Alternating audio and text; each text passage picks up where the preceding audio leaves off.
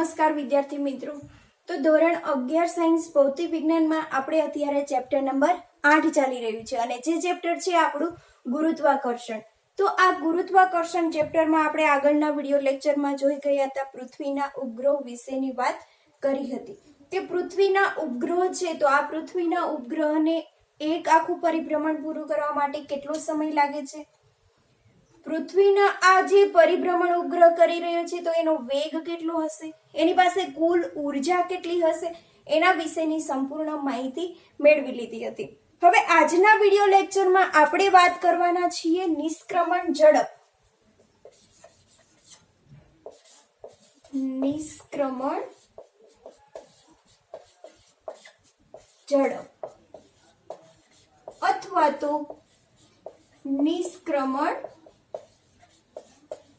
વેગ। નિષ્ક્રમણ ઝડપને ઘણીવાર નિષ્ક્રમણ વેગ પણ કહેવામાં આવે છે। હવે નિષ્ક્રમણ ઝડપને ઇંગ્લિશમાં શું કહેવામાં આવે છે? Escape speed. અને નિષ્ક્રમણ વેગને ઇંગ્લિશમાં કહેવામાં આવે છે એસ્કેપ વેલોસિટી।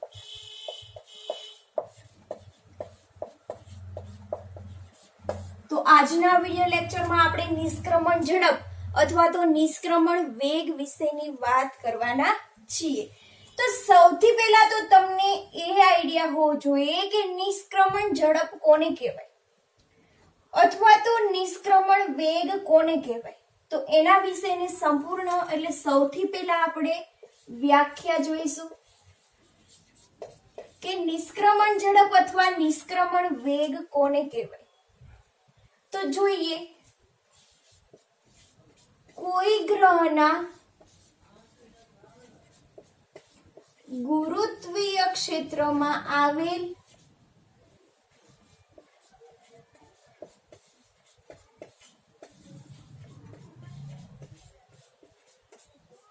કોઈ પદાર્થને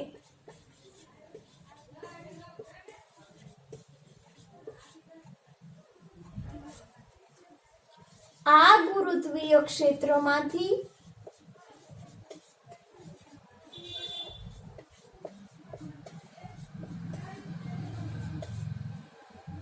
હંમેશને માટે મુક્ત કરવા માટે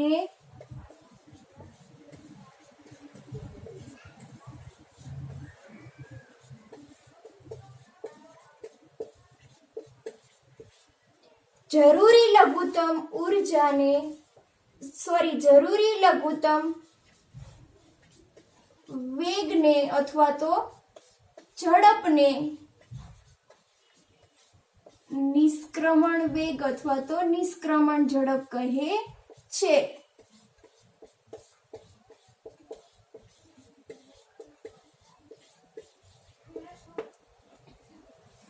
જો વ્યાખ્યા શું કહેવા માંગે છે કે કોઈ પણ ગ્રહના ગુરુત્વીય ક્ષેત્રમાં આવે અથવા તો કોઈ પણ પદાર્થ આપેલો હોય, અત્યારે આપણને આપેલો છે ગ્રહ, અથવા તો કોઈ પણ પદાર્થ આપેલો હોય એને ગુરુત્વીય ક્ષેત્રમાંથી અથવા તો એના ગુરુત્વીય ક્ષેત્રમાં કોઈ બીજો પદાર્થ આવેલો હોય છે, બરાબર।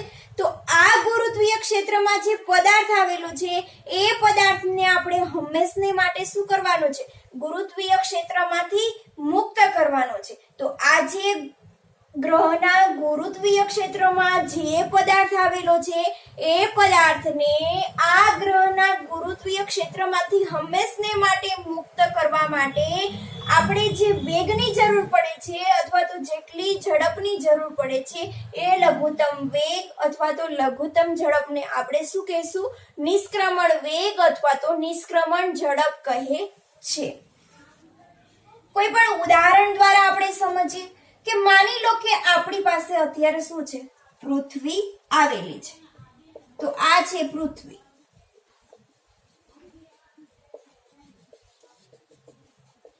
પૃથ્વીનું દળ છે me અને પૃથ્વીની ત્રિજ્યા છે re। હવે આપણને ખબર છે કે કોઈ પણ દળ ધરાવતો પદાર્થ પોતાની આસપાસના વિસ્તારમાં પોતાનું કંઈક ક્ષેત્ર ધરાવતા હોય છે। અત્યારે આપણી પાસે શું આવેલું છે? પૃથ્વી। તો પૃથ્વીની આસપાસના વિસ્તારમાં શું હશે?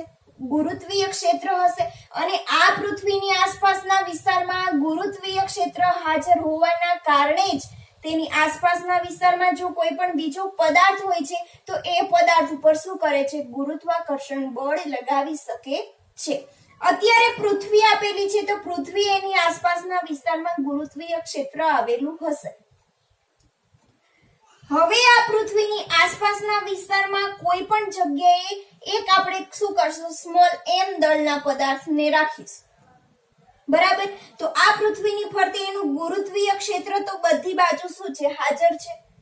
તો અત્યારે આપણે આ પદાર્થને ક્યાં મૂકીએ છીએ? પૃથ્વીની સપાટી ઉપર રાખીએ છીએ કે જે સ્મોલ m દળનો પદાર્થ છે તે આપણે પૃથ્વીની સપાટી ઉપર રાખેલો છે અને પૃથ્વીના કેન્દ્રથી કેટલા અંતરે છે? એની ત્રિજ્યા જેટલા એટલે કે r જેટલા અંતરે સ્મોલ m દળનો પદાર્થ આવેલો છે.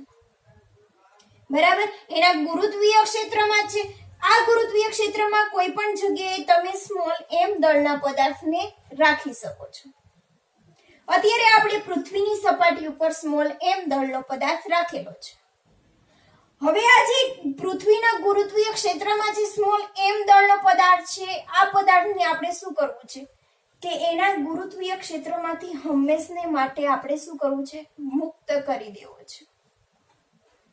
તો સૌથી પહેલા તો આપણને એ ખબર હોવી જોઈએ કે પૃથ્વીનું ગુરુત્વીય ક્ષેત્ર ક્યાં સુધી, કેટલા અંતર સુધી હાજર છે. બરાબર. કોઈ પણ પદાર્થને આપણે ઉપરની બાજુએ ફેંકીએ છીએ તો એ પદાર્થ શું થશે? નીચેની બાજુએ ગતિ કરશે. પૃથ્વીની સપાટી પરથી આ સ્મોલ m દળના પદાર્થને આપણે શું કરશું? ફેંકીએ છીએ. બરાબર. તો આ પદાર્થને આપણે ફેંકશું એટલે શું કરશે? એને ગતિ ઉર્જા મળી ગઈ. પદાર્થ ગતિ કરવાનું ચાલુ કરશે. માની લો કે આ પદાર્થ છે ઈ અહીંયા એ બિંદુ ઉપર આવીને એ બિંદુ સુધી પહોંચે છે એટલે કે આ પદાર્થ છે ઈ પૃથ્વીની સપાટીથી આટલું અંતર કાપે છે. હવે એ સપાટી ઉપર પદાર્થ જઈ અને ત્યાંથી શું આવશે? પદાર્થ પાછો આવશે. તો આપણે જ્યારે કોઈ પણ પદાર્થને ફેંકીએ છીએ ત્યારે આ પદાર્થ થોડું અંતર કાપીને નીચે પાછો આવે. હવે આ પદાર્થ ક્યારે નીચે આવતો હોય છે? તો આ પદાર્થને આપણે જ્યારે ઉપરની બાજુએ ફેંકીએ છીએ ત્યારે પદાર્થ છે ગતિ ઉર્જા કરે છે, એની પાસે કંઈક વેગ છે. તો આપણને ખબર છે પૃથ્વીની સપાટીથી જેમ જેમ ઊંચાઈ પર જતા જઈએ એમ એમ વેગના મૂલ્યમાં શું થતો જાય છે? ઘટાડો થતો જાય છે. તો આ પદાર્થને આપણે જે પણ વેગ આપેલો છે ઈ વેગથી શું કરે છે? ઉપરની બાજુએ ગતિ કરે છે. ઉપરની બાજુએ જેમ જેમ પદાર્થ જતો જશે એમ એના વેગમાં ઘટાડો થતો જશે. એક સમય એવો આવશે કે જ્યાં એનો વેગ છે એ કેટલો થઈ જશે? શૂન્ય. વેગ શૂન્ય થઈ જવાથી એના પાસે કોઈ પણ વેગ જ નથી એટલે આગળની બાજુએ ગતિ કરી શકશે નહીં. તો આ પદાર્થનો વેગ શૂન્ય થઈ જશે. માની લો કે એ બિંદુએ આ પદાર્થનો વેગ શૂન્ય થઈ જાય છે અને હવે એની પાસે કોઈ પણ પ્રકારનો વેગ નથી એટલે આગળ ગતિ કરી શકશે નહીં. પૃથ્વીના ગુરુત્વાકર્ષણ બળના કારણે પદાર્થ છે નીચેની તરફ પાછો આવશે. હવે જ્યારે આપણે એ પદાર્થને ફર્સ્ટ ટાઈમ ફેંક્યો તો તારે જે વેગ આપ્યો તો એના કરતા થોડી વધારે જોરથી આપણે ઉપરની બાજુએ ફેંકશું. તો વધારે જોરથી ઉપરની બાજુએ ફેંકશું એટલે એની પાસે વધારે વેગ મળશે. વધારે વેગ મળવાના કારણે આ પદાર્થ છે એ બી બિંદુએ આવે છે. ક્યાં આવે છે? બી બિંદુએ. પદાર્થને વેગ મળી ગયો છે. પદાર્થ ઉપરની બાજુએ ગતિ કરવાનું ચાલુ કરી દીધું છે. થોડુંક જોરથી વધારે ફેંક્યો છે તો એની પાસે વેગ હોવાના કારણે એ બિંદુ પર પહોંચ્યો તો એના કરતા થોડી વધારે ઊંચાઈ પર જશે અને ઉપરની બાજુએ જશે એમ એમ એના વેગમાં શું થતો જશે? ઘટાડો થતો જશે. એક સમય એવો આવશે કે જ્યાં એનો વેગ શૂન્ય થઈ જશે. પછી આગળની બાજુએ ગતિ કરી શકશે નહીં અને પદાર્થ છે એ પૃથ્વીના ગુરુત્વાકર્ષણ બળના કારણે નીચેની તરફ પાછો આવશે. તો આવી રીતે આપણે પદાર્થને જેમ જેમ જોરથી ફેંકશું, જેમ વધારે વેગ આપશું એમ વધારે ઊંચાઈ પર જશે અને પછી એનો વેગ શૂન્ય થશે એટલે ગુરુત્વાકર્ષણ બળના કારણે પદાર્થ છે એ નીચે આવશે. હવે હજુ વધારે જોરથી ફેંકશું તો એક સમય એવો આવશે કે આપણે પદાર્થને વધારે જોરથી ફેંકશું એટલે શું થશે? ગુરુત્વાકર્ષણ બળની, ગુરુત્વાકર્ષણ ક્ષેત્રની પદાર્થ બહાર નીકળી જશે.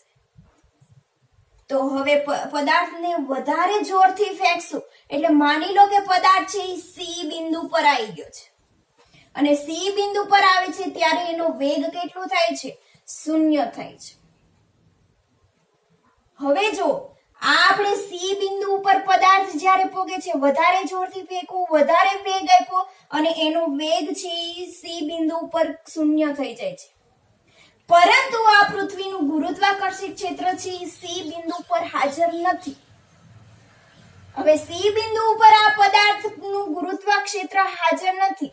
ગુરુત્વાક્ષેત્ર હાજર નથી એટલે આ પૃથ્વી છે એ સી બિંદુ ઉપર જે પદાર્થ પહોંચેલો છે એના દ્વારા ગુરુત્વાકર્ષણ બળ લગાડશે નહીં. અને ગુરુત્વાકર્ષણ બળ લગાડશે નહીં એટલે આ પદાર્થ છે એ પૃથ્વી તરફ પાછો આવશે નહીં. જ્યાં સુધી એનું ગુરુત્વાક્ષેત્ર હાજર હશે ત્યાં સુધી જ પૃથ્વી છે એ ગુરુત્વાકર્ષણ બળ લગાવશે. આપણે મેળવવાનું છે લઘુત્તમ વેગ અથવા તો લઘુત્તમ ઝડપ. હવે લઘુત્તમ વેગ એટલે ક્યાં સુધીનો? કે જ્યાં સુધી પૃથ્વીનું ગુરુત્વાક્ષેત્ર હાજર છે ત્યાં સુધીનો જ આપણે શું કરવાનો છે? વેગ મેળવવાનો છે. અને એ જ વેગને આપણે કહેશું નિષ્ક્રમણ વેગ અથવા તો નિષ્ક્રમણ ઝડપ. હવે માની લો કે આપણે જે પદાર્થને ફેંક્યો છે એ પદાર્થ છે બી બિંદુએ પહોંચે છે તો આ બિંદુ પર સુધી જ ગુરુત્વાક્ષેત્ર હાજર છે. બી બિંદુ સુધી જ ગુરુત્વાકર્ષી ક્ષેત્ર હાજર છે. તો આ બી બિંદુ પાસે જ્યારે પદાર્થ પહોંચે છે, બરાબર, તો બી બિંદુ પાસે જ્યારે પદાર્થ પહોંચશે ત્યારે એનો વેગ કેટલો થઈ જશે? 0. વેગ 0 થઈ જશે એટલે આ પદાર્થ છે એ ગતિ કરશે નહીં, આગળની તરફ ઉપરની બાજુએ જશે નહીં. હવે ગુરુત્વાકર્ષી ક્ષેત્ર છે આટલી ઊંચાઈ પર તો ખતમ થઈ ગયું છે. તો અહીંયા ગુરુત્વાકર્ષી ક્ષેત્ર ખતમ થઈ ગયું છે એટલે અહીંયા જે પદાર્થ છે પહોંચે ત્યારે એના દ્વારા ગુરુત્વાકર્ષણ બળ પણ નહીં લાગે અને એની ગતિ ઉર્જા પણ 0 થઈ જશે અને સ્થિતિ ઉર્જા પણ કેટલી થઈ જશે? 0. તો હવે આ વેગને આપણે મેળવવાનું છે. તો આપણે કેવી રીતે મેળવીશું? કે માની લો કે અત્યારે પદાર્થ ક્યાં છે? એમ બિંદુ ઉપર છે, બરાબર. તો આ પદાર્થ પાસે કઈ કઈ ઉર્જા હશે? પ્રારંભિક ઉર્જા,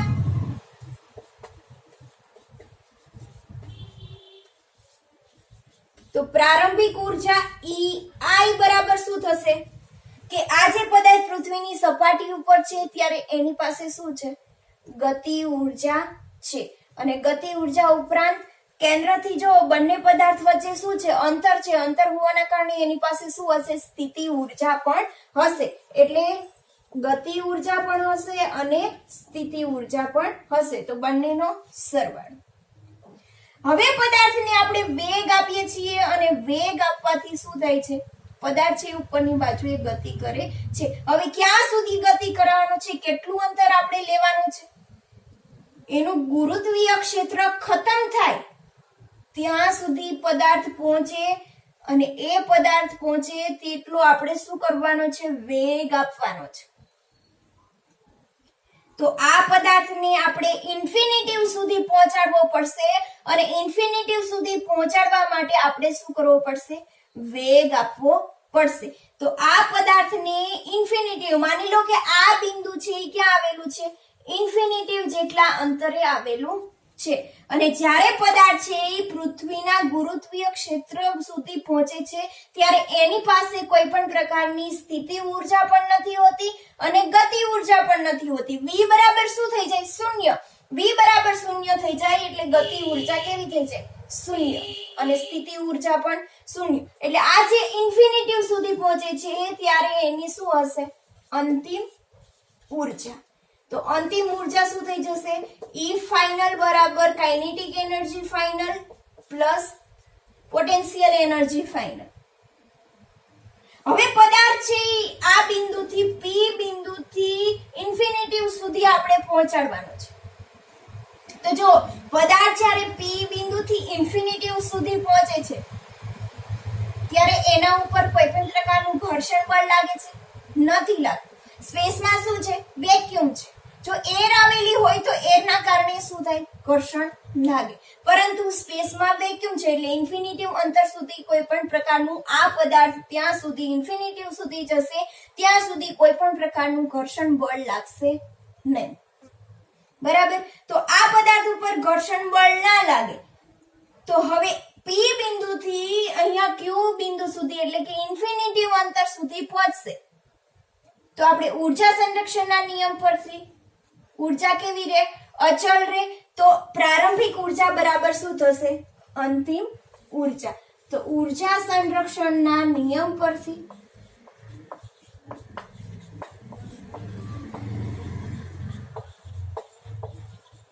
શું થઈ જશે? પ્રારંભિક ઉર્જા is equal to final energy એટલે કે અંતિમ ઉર્જા.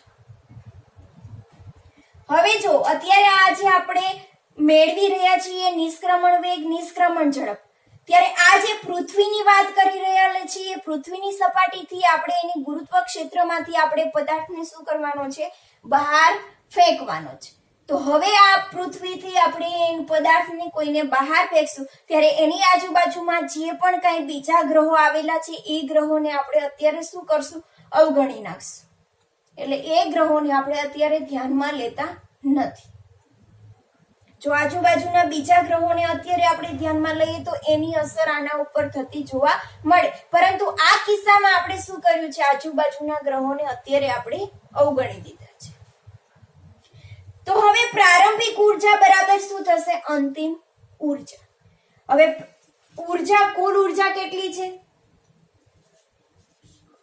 Kinetic energy plus potential energy is equal to ફાઇનલમાં પણ શું થશે? Kinetic energy plus potential energy. હવે જ્યારે પદાર્થ છે પી બિંદુ પર આવેલો છે તો પી બિંદુ પર પદાર્થ છે ત્યારે એની પાસે ગતિ ઉર્જા કેટલી હશે? તો ગતિ ઉર્જાનું ઇક્વેશન આપણને બધાને ખબર છે 1/2 mv². અત્યારે આપણે અહીંયા ve નામ આપશું કારણ કે આપણે એસ્કેપ વેલોસિટી લેવાની છે. તો એસ્કેપ વેલોસિટી માટે આપણે ve² નામ આપેલું છે. તો આ પદાર્થ પી બિંદુ પાસે છે ત્યારે એની પાસે કાઇનેટિક ઉર્જા કેટલી છે? 1/2 mve² પ્લસ પૃથ્વીની સપાટી ઉપર જ્યારે પદાર્થ હોય ત્યારે એના ઉપર સ્થિતિ ઉર્જાનું મૂલ્ય જે આપણે ભણી ગયા છીએ કેટલું થશે? -gme small m/re is equal to અંતિમ બિંદુ પાસે પહોંચે ત્યારે એની કાઇનેટિક ઉર્જા કેટલી હશે અને એની સ્થિતિ ઉર્જા કેટલી હશે? તો અંતિમ બિંદુ પાસે પહોંચે છે ત્યારે પદાર્થ પાસે કાઇનેટિક ઉર્જા કેટલી હશે? 1/2 mv². v તો 0 છે તો કાઇનેટિક ઉર્જા પણ કેટલી થઈ જશે? 0 પ્લસ સ્થિતિ ઉર્જા. તો અહીંયા સ્થિતિ ઉર્જા કેટલી છે? જો સ્થિતિ ઉર્જા u બરાબર શું થશે? -gme small m/r. પૃથ્વીની સપાટીથી અંતર આપણે કેટલું વિચારેલું છે? ઇન્ફિનિટિવ જેટલું. તો r બરાબર આપણે ઇન્ફિનિટિવ લઈ લેશું. ઇન્ફિનિટિવ લેશું એટલે સ્થિતિ ઉર્જા કેટલી થશે? 0. તો જ્યારે પદાર્થ ઇન્ફિનિટિવ અંતરે પહોંચે છે ત્યારે એની સ્થિતિ ઉર્જા પણ કેટલી થાય છે? 0. તો કુલ ઉર્જા નું કેવું થાય? 0. આપણે આગળ પણ વાત કરી ગયા હતા કે પદાર્થ પાસે જેટલી ઉર્જા છે એટલી જ ઉર્જા આપણે બહારથી આપશું તો પદાર્થ છે એ પૃથ્વીના ગુરુત્વીય ક્ષેત્રમાંથી હંમેશને માટે શું થઈ જશે? નિષ્ક્રમણ થઈ જશે, મુક્ત થઈ જશે, જેને આપણે કહેશું નિષ્ક્રમણ ઉર્જા. એટલે એમાં કુલ ઉર્જા કેવી રહેવી જોઈએ? પદાર્થ પાસે 0 થવી જોઈએ. અને પદાર્થ પાસે કુલ ઉર્જા 0 થાય તો પૃથ્વીના ગુરુત્વીય ક્ષેત્રમાંથી હંમેશને માટે શું થાય? મુક્ત થઈ જાય. તો અહીંયા આપણી પાસે અંતિમ પોઈન્ટ પર પહોંચે છે, ઇન્ફિનિટિવ અંતરે પહોંચે છે ત્યારે એની પાસે ગતિ ઉર્જા પણ નથી અને સ્થિતિ ઉર્જા પણ નથી. એટલે બંને કેવા છે? 0. તો હવે આનું સાદું રૂપ આપી દો. 1/2 mve² minus gme small m upon re is equal to 0. હવે આ માઇનસ વાળું પદ છે એ સામેની બાજુએ જશે તો કેવું થઈ જશે plus 1/2 mve² is equal to gme small m upon re. હવે જેટલું પણ કેન્સલ થાય છે તે કરી દે. v² બંને બાજુથી કેન્સલ. વધ્યું શું તમારી પાસે 1/2v² is equal to gme upon re. આપણે મેળવવાનું છે એસ્કેપ વેલોસિટી. એસ્કેપ વેલોસિટી ને કરતા બનાવી દો. v² બરાબર 2gme upon re. વર્ગ કાઢી નાખો. સામેની બાજુએ શું થઈ જશે વર્ગમૂળ. ve બરાબર શું થઈ જશે √2gme upon re. જે તમને મળી ગયું છે એસ્કેપ વેલોસિટી નું સૂત્ર. હવે જો આ જે તમને સૂત્ર મળેલું છે એ સૂત્ર તમે કોઈ પણ ગ્રહ માટે લાગુ પાડી શકો છો. કોઈ પણ ગ્રહ માટે. પરંતુ પદાર્થ તે ગ્રહની સપાટી પર હોવો જોઈએ.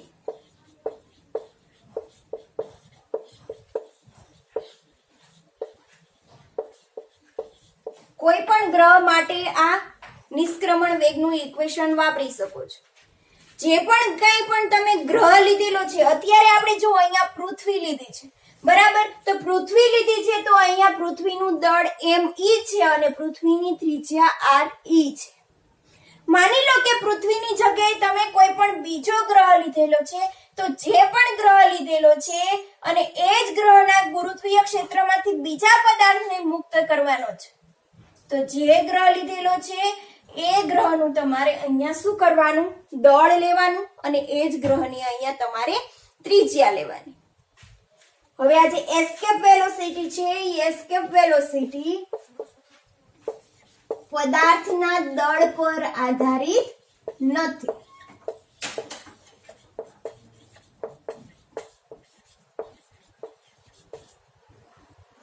જ્યાં તમારે g શું છે ગુરુત્વાકર્ષણનો સાર્વત્રિક અચળાંક, me શું છે પૃથ્વીનું દળ, શું છે પૃથ્વીની ત્રિજ્યા.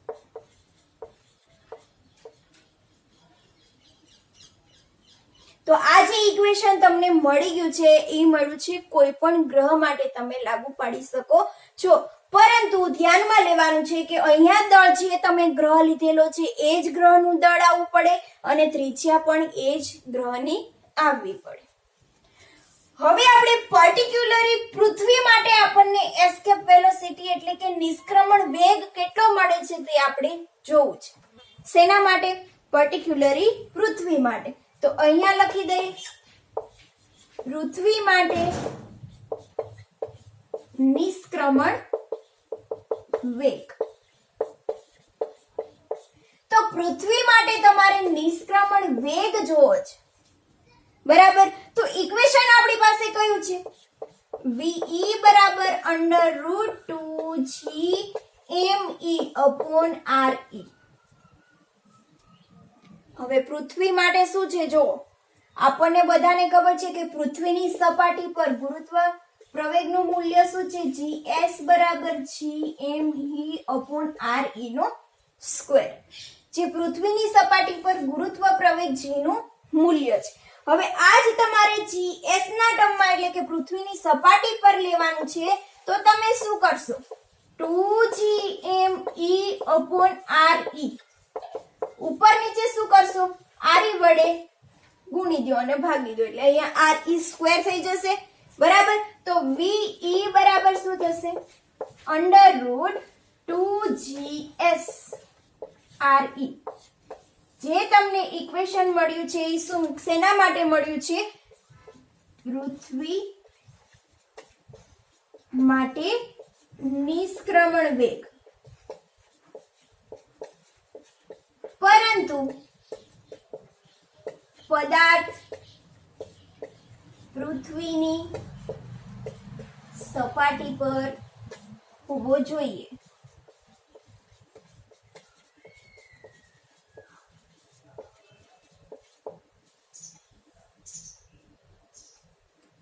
તો આ જે ઇક્વેશન છે એ તમારે પર્ટિક્યુલરલી પૃથ્વી માટે છે, અને બાકીના જો કોઈ પણ બીજા ગ્રહો આપેલા હોય તો બીજા ગ્રહો માટે તમે આ ઇક્વેશન યુઝ કરી શકો છો.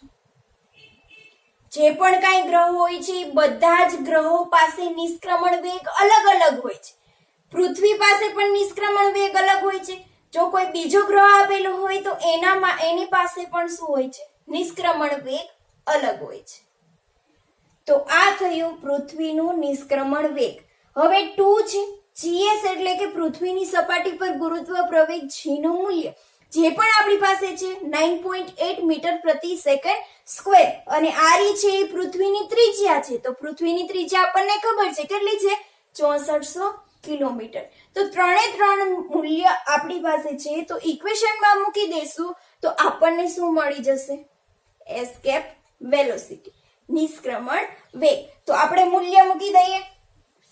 VE બરાબર શું થઈ જશે? √2 ગુણ્યા 9.8 મીટર પ્રતિ સેકન્ડ સ્ક્વેર ગુણ્યા 6400 ગુણ્યા 10⁻³ મીટર. હવે આનું તમે સાદું રૂપ આપશો એટલે તમને મૂલ્ય મળશે 11.2 ગુણ્યા 10⁻³ મીટર પ્રતિ સેકન્ડ, અથવા તો 11.2 કિલોમીટર પ્રતિ સેકન્ડ, જે તમને મળશે પૃથ્વીની સપાટી પર નિષ્ક્રમણ વેગ. તો આપણે વ્યાખ્યામાં શું જોઈ ગયા હતા કે કોઈ પણ ગ્રહના ગુરુત્વીય ક્ષેત્રમાંથી તે પદાર્થને આપણે મુક્ત કરવો છે. તો આ મુક્ત કરવા માટે જે પણ કાંઈ લઘુત્તમ વેગ આપવો પડે છે એ લઘુત્તમ વેગને આપણે શું કહેશું? નિષ્ક્રમણ વેગ. અહીંયા પૃથ્વીની સપાટી પર આપણે જે સ્મોલ m દળનો પદાર્થ ધારેલો હતો એ સ્મોલ m દળના પદાર્થને આપણે પૃથ્વીના ગુરુત્વીય ક્ષેત્રમાંથી મુક્ત કરવો છે. તો પૃથ્વીના ગુરુત્વીય ક્ષેત્રમાંથી એ પદાર્થને મુક્ત કરવા માટે આપણે નિષ્ક્રમણ વેગ એટલે કે કેટલો વેગ આપશું તો એ પદાર્થ છે ગુરુત્વીય ક્ષેત્રમાંથી મુક્ત થઈ જશે. તો એનું મૂલ્ય મળે છે આપણને 11.2 કિલોમીટર પ્રતિ સેકન્ડ. એટલે કે 1 સેકન્ડમાં પદાર્થ છે કેટલું અંતર કાપશે? 11.2 કિલોમીટર. અને આટલો વેગ આપશું ત્યારે પદાર્થ છે પૃથ્વીના ગુરુત્વીય ક્ષેત્રમાંથી હંમેશને માટે મુક્ત થશે. અને જ્યારે પદાર્થ ગુરુત્વીય ક્ષેત્રમાંથી બહાર નીકળી જાય પછી એની પાસે વેગ હોય તો એ પદાર્થ ગતિ કર્યા રાખે. વેગ શૂન્ય થઈ જાય તો પણ પૃથ્વી દ્વારા એના ઉપર ગુરુત્વાકર્ષણ બળ લાગતું નથી. ગુરુત્વીય ક્ષેત્ર હાજર હશે ત્યાં સુધી પદાર્થ ઉપર ગુરુત્વાકર્ષણ બળ લાગશે અને પદાર્થને પોતાની તરફ ખેંચી લેશે. ગુરુત્વીય ક્ષેત્રમાંથી બહાર નીકળી ગયા પછી પૃથ્વી દ્વારા કોઈ પણ પ્રકારનું બળ લાગતું નથી. અત્યારે આપણે આજુબાજુના ગ્રહોને શું કર્યા હતા? અવગણ્યા હતા. માની લો કે આજુબાજુ કોઈ પણ બીજા ગ્રહો આવેલા હોય. આ પદાર્થ છે પૃથ્વીના ગુરુત્વીય ક્ષેત્રમાંથી બહાર નીકળી ગયો છે. ગુરુત્વીય ક્ષેત્રમાંથી બહાર નીકળી જાય, પદાર્થ પાસે વેગ હોય તો એ પદાર્થ છે ગતિ કરવાનું ચાલુ રાખશે. અને ગતિ કરતા કરતો આજુબાજુમાં જે પણ કઈ બીજા ગ્રહો છે એ ગ્રહો દ્વારા જો પદાર્થ ઉપર બળ લાગશે તો એ પદાર્થ પાસે સ્થિતિ ઊર્જા મળી જશે અને પદાર્થ છે એ પાછો બીજા કોઈ પણ ગ્રહના ગુરુત્વીય ક્ષેત્રમાં શું થશે? દાખલ થઈ જશે. પરંતુ અત્યારે આપણે આજુબાજુના ગ્રહોને અવગણેલા છે. તો અહીંયા જો ખાસ વાત યાદ શું રાખવાની છે કે પૃથ્વીના ગુરુત્વીય ક્ષેત્રમાંથી આપણે પદાર્થને દૂર કરવો હોય તો એનું અંતર આપણે કેટલું રાખવું પડશે? ઇન્ફિનિટી સુધી રાખવું પડશે કે જ્યાં એની કુલ ઉર્જા છે કેટલી થવી પડે? શૂન્ય થવી કરવી પડે. પદાર્થને ઇન્ફિનિટિવ અંતરે મોકલશું ત્યારે જ પદાર્થ ગુરુત્વીય ક્ષેત્રમાંથી મુક્ત થશે. જે તમારે ખાસ વાત યાદ રાખવી પડશે. અને ગુરુત્વીય ક્ષેત્રમાંથી મુક્ત થાય ત્યારે પદાર્થ પાસે કોઈ પણ પ્રકારની ગતિ ઉર્જા પણ નથી અને સ્થિતિ ઉર્જા પણ નથી. એટલે એની કુલ ઉર્જા કેટલી બની જશે? શૂન્ય. તો અહીંયા આ હતું તમારું નિષ્ક્રમણ ઝડપ અથવા નિષ્ક્રમણ વેગ. જો ઝડપ છે એ અદિશ રાશિ છે કે જેની પાસે ખાલી મૂલ્ય જ છે અને વેગ છે એ સદિશ રાશિ છે. બરાબર? એટલે એની પાસે મૂલ્ય અને દિશા પણ છે. પરંતુ અત્યારે આપણે ખાલી વેગની જ વાત કરેલી છે, વેગના મૂલ્યની જ વાત કરેલી છે. તો જે વેગનું મૂલ્ય મળશે એટલું જ મૂલ્ય કેટલું હશે? ઝડપ જેટલું હશે. બરાબર? તો નિષ્ક્રમણ ઝડપને ઘણીવાર નિષ્ક્રમણ વેગ પણ કહેવામાં આવે છે.